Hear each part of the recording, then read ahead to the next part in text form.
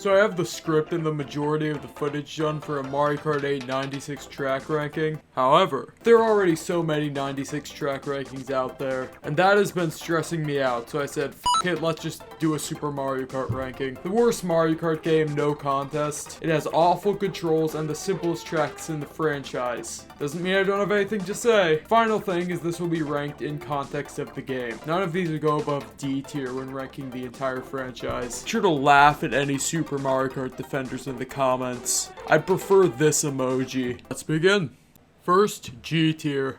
Hopefully surprising no one is Bowser's Castle 2. This is just a travesty. Second worst in the franchise. It's just way too small for even 8 deluxe controls. And we're working with Super Mario Kart controls. This one part with the constant 90-degree turns shows it the best.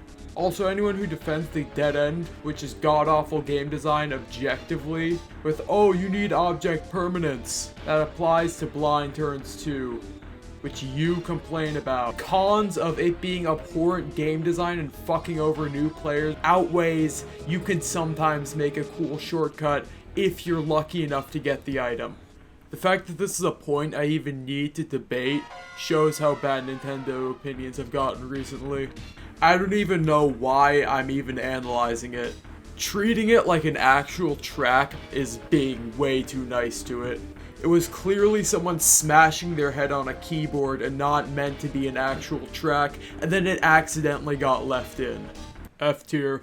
Vanilla Lake 1. It's super slippery and the ice blocks are a pain. The only thing saving it from G tier is that it's simple. I mean, that's also a big reason why it isn't higher. What I'm saying is it could be a lot worse. Super Circuit remakes removed the obstacles, which sucks for most tracks, but god, I can't wait to play the Vanilla Lakes without those stupid fucking ice blocks. What? They kept them. You remove all the hazards. Hazards that added depth. I originally had a schizophrenic rambling here, but I thought I'd be a little more professional. So, Nintendo, you had thwomps in Super Circuit, right? Thwomps, everyone liked the thwomps except for people who were bad. Okay, maybe you were a little bit rushed, you know. Okay, but then you go in to code in a special obstacle. Pick the ice blocks. Thanks, Nintendo. Damn, I really did spend half of the segment not even talking about the right game. I actually like difficulty in Super Mario Kart, as in the more complex courses are more fun. This isn't how you do it. I really hate slippery road in general in this game. On normal road, this game actually controls decently, as long as you know when to turn, when to drift. But this track is just not well put together. You can't see the turn ahead of you. Only Super Mario Kart can have blind turns without elevation. D tier. Don't look at the chocolate texture. Yeah, this is slippery. Slippery road plus Super Mario Kart generally means a bad track. Also, the chocolate slows you down way too much, which isn't great when the controls are so bad you're basically forced into it sometimes. You aren't forced into the off-road often, but it's still just an annoying track. Honestly, the chocolate texture is probably like 30% of the reason why it's so low. It really hurts my eyes. But at least it isn't the DS version. Wow, Super Mario Kart controls plus slippery road equals a shit track, who would have thought? The Monty Balls are pretty good hazards though. I used to hate them before I knew you could mash hop to get them off. They're very manageable when you do that. It's still a pretty unique type of hazard only seen in the 2D games. It's slippery, but isn't as annoying. I also like that it doesn't have the mud section. Don't have much else to say. When I first played it, I thought my controller was bugging out because I was jumping for no reason. Peter, what are your thoughts on this? Holy crap, a land of chocolate. That's the dream. This reminds me of the time the doctor said I have diabetes. Whatever that means. Diabetes is honestly kind of a hot name. Peter, that's diabetes. It means you're fat. Not to be a libtard, but that's kind of fat-phobic. What the fuck? Everything below C is bad. Well, bad by Super Mario Kart standards. This one isn't bad per se, it's just so agonizingly boring. It's a circle with effectively no obstacles. Yeah, they're cheap, but they're so small and they don't even do anything really. At least Figure 8 Circuit is longer.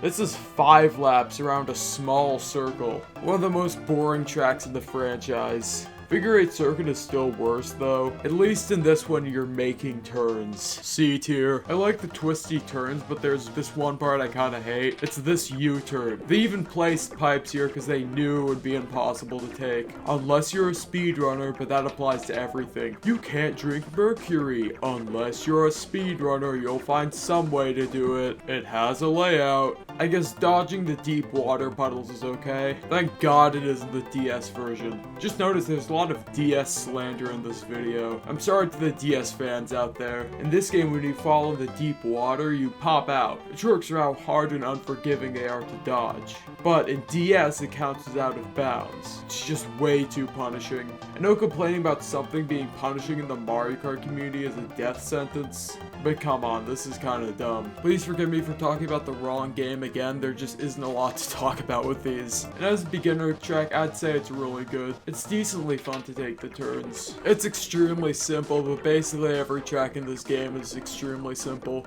It's a good first Mario Kart track. Worth mentioning, this is the only Mario circuit to be the actual first track in a Mario Kart game. But yeah, this is still ungodly simple. Better than Figure 8 circuit though. There's a bridge, there's water, there aren't any moles, but not the biggest deal in the world.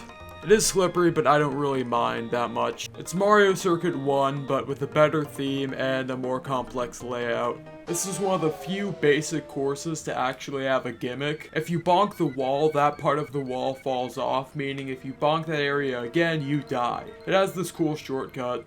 Couldn't find someone using a feather to do it, but still neat. Has some good turns too. I approve. The background's a little weird though. Why are the boos so big? It's more complex, which is nice. But there's this one really annoying part where if you take the jump pad, you just die. I know people are gonna defend that somehow. If we go back to before people were shitting on Tears of the Kingdom, I feel like that was the tipping point. After that, 90% of Nintendo opinions genuinely sounded like satire. God, I miss good arguments. Jumping over the gaps is fun though, so this just barely edges out Ghost Valley 1. If there wasn't that death trap, it would be much higher.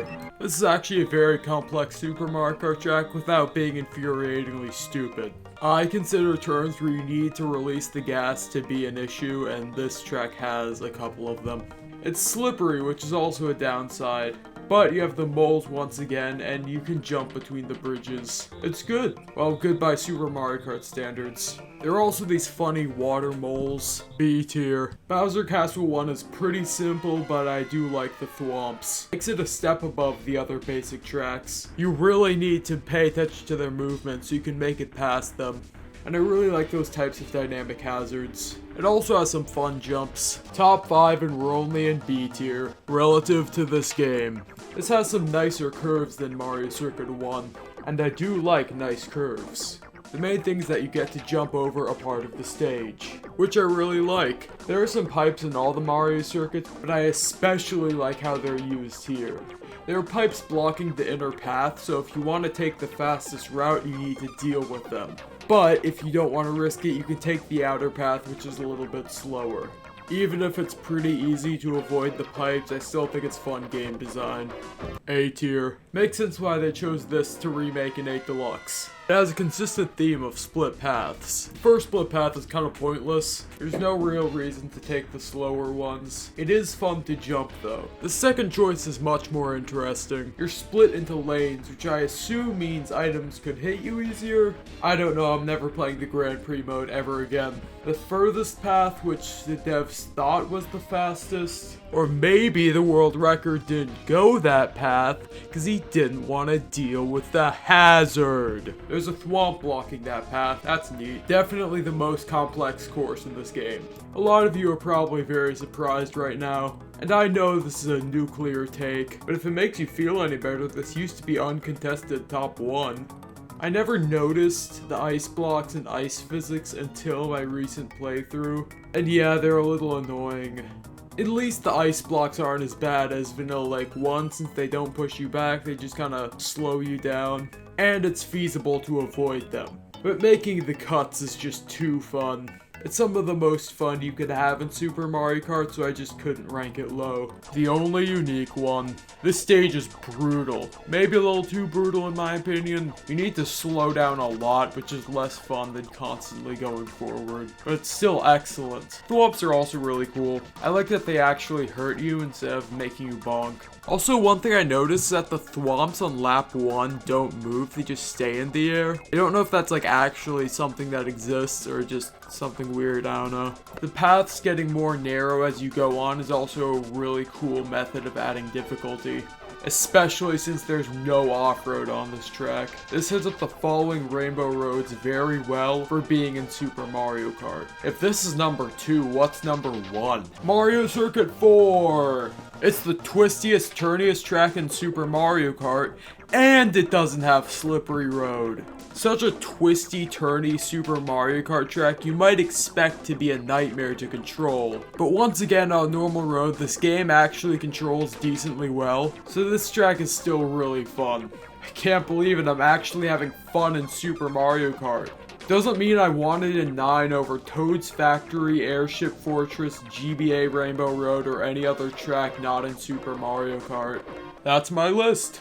I know Super Mario Kart isn't super deep, but tish, but I thought I did a good job analyzing it. Again, apology to the DS fans. I would say I'll rank DS next time to make you feel better, but then half the tracks would be in F tiers that might make you even more mad. I don't get how Super Mario Kart fans exist below the age of 40. What is there to like about this game? Even if you master the controls, you have the simplest tracks in the franchise. Finally, I have a main channel that's very unhinged and has a kind of extreme sense of humor. So if that's your thing, it'll be in the description. We just made a Mario Kart video that I'm very proud of, but it's not doing very well, so I'd appreciate it if you're into that kind of thing. Go watch it. I think it's my best work yet. Bye.